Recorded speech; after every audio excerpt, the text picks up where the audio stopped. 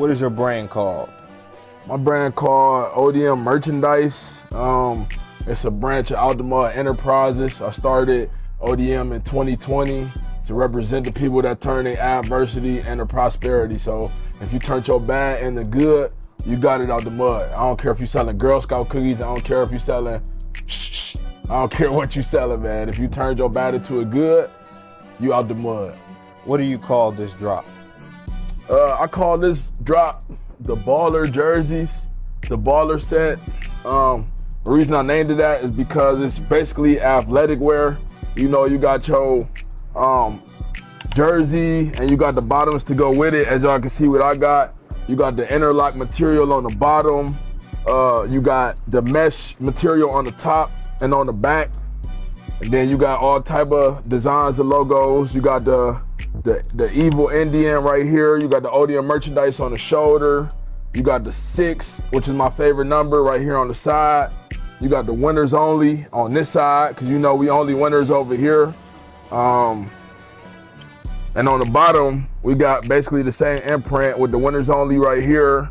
You got the ODM diamond logo, OutDaMudd Enterprises across the whole joint. And you got some of my favorite sayings, which is limitless, health and wealth, peace and prosperity, and c'est la vie, because that's what it's all about. So it came in orange, it came in blue, and we got the black, of course. And if that wasn't enough, we got white t-shirts, and we got black t-shirts. Now, if you in the clothing industry and you know anything about them, this ain't no corner store special. This is 330 GSM right here of 100% pure cotton. So you damn near, depending on what type of year it is, you don't need no jacket. This that thick. You ain't gotta worry about none of this coming off in the dryer and the washer, like the people that get the gilders and print them. I ain't judging, I just don't do that no more. So yeah, this the baller drop, or the winners only drop, man. What material is it made from? Like I say, these are interlock material at the bottom and mesh on the top. So I still wanted to give it that jersey feel, but I ain't want holes through the whole thing. I still wanted you to be able to hit a party or hit a pool or go hooping or play football, or you could be stylish. So it ain't completely jersey. So it still got that stylish look to it. And the shirts is 100% cotton, 330 GSM. The people are asking, why did it take so long to drop it? If I could tell anybody with a brand, is think ahead and be proactive. So I didn't put the official order in for this shipment until almost June. And then I ended up having a delay with my manufacturer that took almost a month and a half. So this was supposed to drop at the beginning of summer, and it ended up coming right at the end of the summer. You know what I'm saying? So me not being proactive, me not having my ducks in a row, me not communicating effectively, that ended up having almost a 2-month delay, which made me miss the summer. What should brands know about working with manufacturers? When you're working with a manufacturer, the very first thing is doing your research, making sure this is a real manufacturer, because it is a lot of scammers and a lot of fakes out there. I get no less than 10 DMs a day from different manufacturers that's not real. Never give them all your money at one time.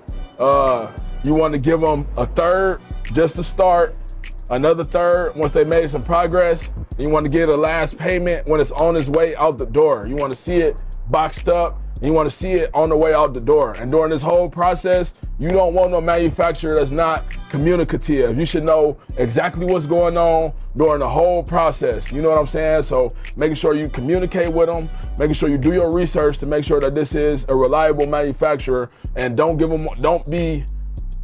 rush to spend money that is not earned yet, because these people will run off on you. These people will get over on you if you're not doing your due diligence to not put yourself in that situation.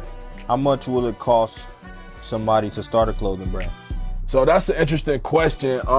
It literally depends on what you're trying to do. I done been out here a long time. I started my business in 2020, so I done seen people literally handcraft their own stuff, like sew it, put it together. That will only cost you the materials to make that. It's a few routes. Depending on what kind of clothes you make, you could either order blanks and press them up yourself, You can order stuff and have somebody else press them, or you could be like me and get it from start to finish through a manufacturer. So I would say roughly between $1,000 to $3,500 just starting off, because most of these manufacturers have a minimum order quantity, and that's usually around 40 to 50 pieces. So if they charge you $40 per piece, $40 times 40, that's $1,600. And if you want more quality or you want different printing material, these things cost more. Plus the shipping to get it over here. And before all of that, which goes into the last question that you asked me, one thing you should know when dealing with manufacturers, you always want to sample. So you want to get your sample first. That way, any material that you don't like, any sizing that you don't like, you can nip all of that in the bud before you sitting on 50 pieces, 100 pieces, and you ain't know they was all too tight, or the neck hole messed up, or it's flared and it's not supposed to be flared. You'll save all type of money by getting a sample first. I just jumped off the porch for OutDaMudd Enterprises. Make sure y'all get y'all baller jersey sets. I forgot to mention the 100% cotton socks. This OutDaMudd, aka Keontae Smith. Got a lot more quality content, a lot of quality merchandise, and all type of other stuff, man. Make sure y'all look out for me at ODM TV1, at OutDaMudd, at the Mason Vogue, my interviewer, my business partner. Let's do it.